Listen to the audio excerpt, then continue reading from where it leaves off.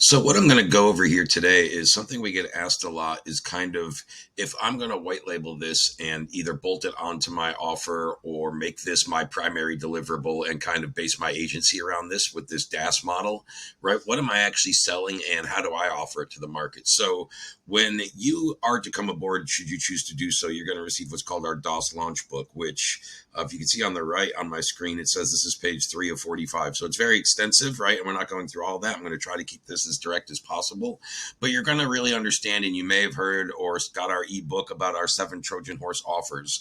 And we're really going to talk about where's the low hanging fruit? How do I start? Which offer is which? What's the difference between identity resolution and identity resolution retargeting, right? And there's simple little differences that would change how you're pricing it. And then I'm going to walk through and we're going to pick your niche and your market and how to niche down and whether you're going after the e-com industry with more higher volume of, web traffic, right? Where we can use our super pixel to resolve that identity and ultimately sell the data back to them, retarget them, those leads into ad campaigns, into cold email blasts, into SMS campaigns, routed to a call center, right? All those different types of things. And really what happens here in the customer process is normally there's kind of 1 or 2 Trojan horses you're going to use as an entry level offer, the low hanging fruit to get right in the door. And then we're going to upsell and cross sell different things later. Match rate optimization, for example, is really only super applicable and delivers results to your client spending, say, a minimum of 5K a month on paid ads. Then we can mix this in, right? But that might not be relevant right off the start for all of your clients. The blue ocean retargeting. So there's different things that we're going to run through and how the support throughout the program is going to help you shape this going forward and how you're always going to be evolving the offers and have upsells and cross sells. But initially what we want to focus on and what are those 1 or 2 or 3 things and how do I take that to a certain market?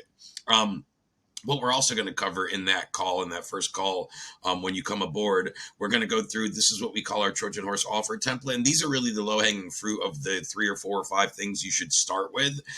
What POC stands for is proof of concept campaigns. We tell you how to build those out, how you use our data upsell, the activation or reactivation, how you can loop that in, again, over here on the right, for example, via email, phone number, ad spend, pixel management, things like that. And then we dive into what we call our MVP or mutually beneficial partnership outreach approach and how we can kind of take a one to many approach and perhaps get with an agency that already has 30 or 40 of your ideal clients on their portfolio or on their book of business, right? And then they can go present this offer. You can give it to that agency owner at wholesale. He can go retail it to his clients and everybody makes a buck. We show you how to do things like that, right? How to leverage what we call corporate angst through these 6 ways. And then I run through examples of, again, different niches and industries. Hey, if we're going to go after e-com brands, this is what we should go for. Someone with an average order value of, say, $75 and higher. Somebody with a minimum web traffic of, say, 10,000 plus visitors. Certain niches, and we discussed how to do that and then how to set up the pixel, resolve that traffic, and ultimately sell the data back to them or re-engage those leads and reactivate them. Most of our clients, as we know, don't really have the acumen or the wherewithal to know how to effectively retarget. It's like the biggest difference, how I explain it to people to keep it super simple, is the biggest difference between just identity resolution and identity resolution with retargeting or reactivation, whatever verbiage you want to use, is do they know what to do with the data? If I'm to hand that business owner over 5,000 name, email, phone numbers of their ideal clients, people that visited their site in the last 30 days, would they know how to recapture them and get them back into their funnel or back into their calendar or whatever that is for that business, right? The answer is no, probably 85% of the time. So we're going to sell the data plus the reactivation, and that's going to cost a little more for the business owner, but we're going to re-engage those leads, right? And then we can show you how we position it to service-based businesses, roofers, electricians, plumbers, when we're going after those service-based businesses and kind of local brick and mortar service businesses with our agencies, when that's kind of your main target, how to end up resolving the identity of their bounced visitors, how to get them back into the funnel, how to pre-qualify them based around those parameters. Let's just pick a roofer, for instance. We're going to show you how we can retarget and we can only give them back the traffic that's within the certain zip code that wants a repair or replacement like yesterday, not 6 months from now. That has the budget or the insurance to cover it or whatever that may be.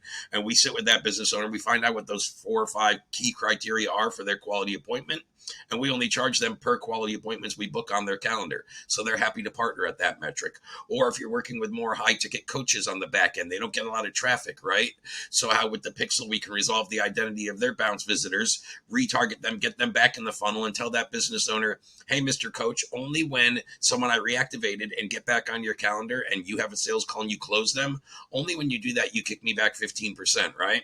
If that's a $10,000 deal, you get $1,500. I mean, think you could send that coach a measly 5 clients per month, which is easy to do. And that's a $7,500 account right there. And they're happy to pay you because of that kind of, performance-based partnership that you have.